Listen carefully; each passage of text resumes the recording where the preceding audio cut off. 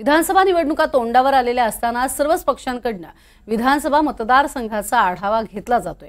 शिवसेना उद्धव बाळासाहेब ठाकरे पक्षाचे नेते माजी खासदार विनायक राऊत यांनी नुकताच भिवंडी मध्यवर्ती कार्यालयात भिवंडी लोकसभा क्षेत्रातील भिवंडी पूर्व, भिवंडी पश्चिम, भिवंडी ग्रामीण, शहापूर, कल्याण पश्चिम या विधानसभा क्षेत्रातील शिवसेना पदाधिकारी आणि शिवसैनिक यांच्याशी विधानसभा निहाय चर्चा केली आणि आढावा घेतलाय।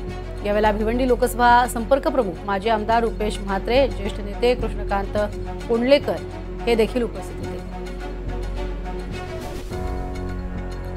होते। साहजिकच आहे, भिवंडी पूर्व हा जो मतदारसंघ आहे, ह्या संपूर्ण भिवंडी लोकसभा मतदारसंघातील शिवसैनिकांचे एक आधारवड असलेले रुपेश म्हात्रे यांच्यासाठी तो मतदारसंघ असावा ही सर्वच शिवसैनिकांची, पदाधिकाऱ्यांची मागणी आहे आणि अत्यंत मनापासून आणि हृदयापासून त्यांनी ती भावना या ठिकाणी मांडलेली आहे।